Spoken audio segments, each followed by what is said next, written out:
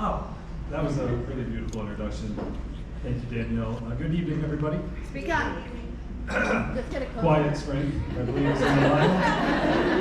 I'll do my best. Good evening. It is wonderful to be here. Truly an honor to be in this space with you all tonight. I can't thank you enough for being here, not just for supporting resilience, but more importantly, supporting the survivors who are in this room and the survivors in our community. So thank you again for being here. One of the many things that I love about resilience, and there are many, is our commitment, not just to supporting survivors after harm has occurred, but our commitment to preventing that violence from happening in the first place. Since 2017, we have been deeply dedicated to engaging men and boys as allies and leaders in this work. Because women can't do this alone. We need our men. And now more than ever, especially given everything that's going on in the world today, we need our men to come together to redefine what it means to be a man.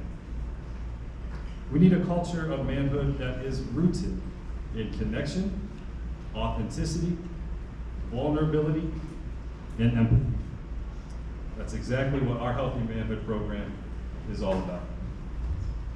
Tonight, I want to give you the full picture, not just of what we do, but why we do it, and the impact that we're having in the community. But first, we do have to start with some hard truth.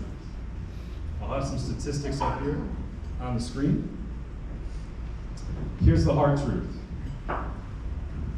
Men commit the vast majority of violence.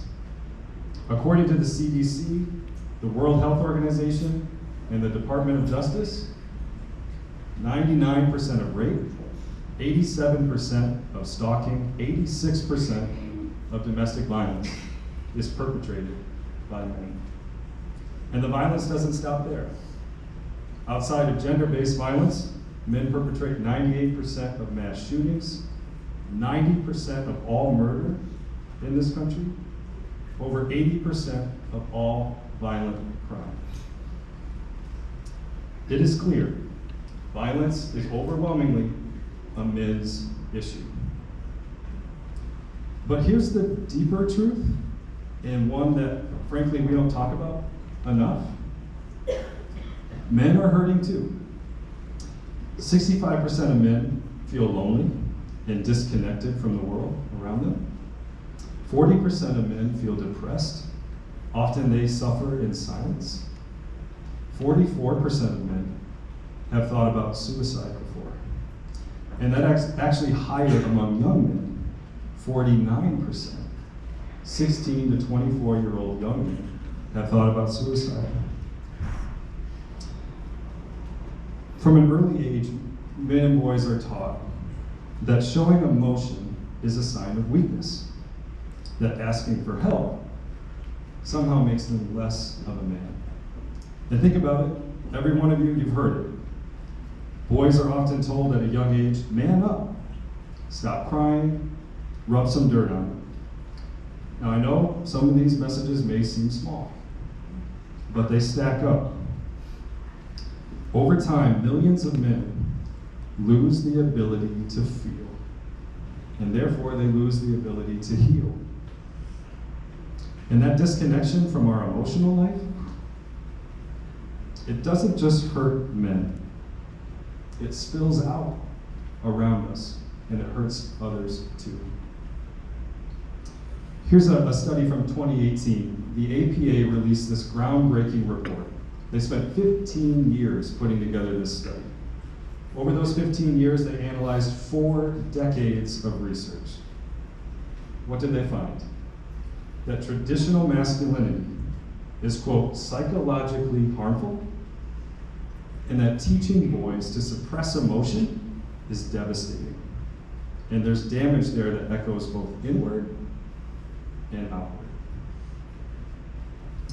But as is the case many times, there was an amazing feminist who decades before this had it all figured out. I'd like to talk a little bit about Bell Hooks. For those of you who don't know, Bell Hooks, she did pass away a few years ago. Do yourself a favor, read her books. She's a phenomenal advocate, warrior, thinker that has changed our program and personally has changed my life. Bell Hooks believed deeply in men, and she took some flack for that as a feminist leader, but she deeply believed in men and our capacity for love and our capacity for healing. One of her many powerful quotes, and it's hard to choose just one, but one of her powerful quotes that is often brought up, she gives us both the root of violence and she also gives us the cure. She said the first act of violence that patriarchy demands of men is not violence towards women. That's not the first domino. It's not the first act. Instead, it demands that all men engage in what she called psychic self-mutilation, that they kill off the emotional parts of themselves. And think about a human being. We are wired for emotion and for connection.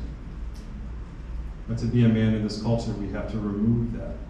We have to distance ourselves from our emotions and our heart. She called this act in her book, soul murder. I believe if we're really serious about ending violence, this is the first domino that we must address.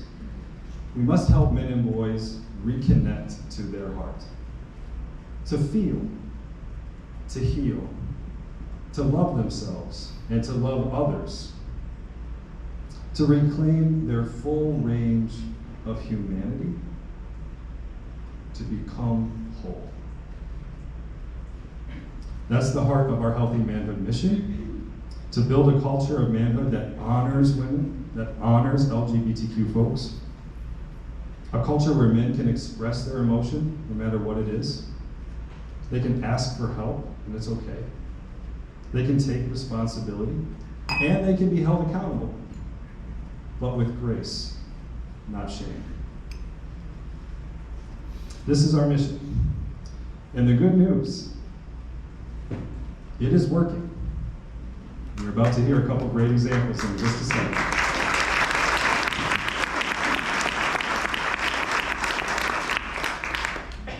So instead of hearing it all from me, I would love to pass the mic to a couple amazing men. I want to introduce you to two men, two of our champions, who are living this out every single day.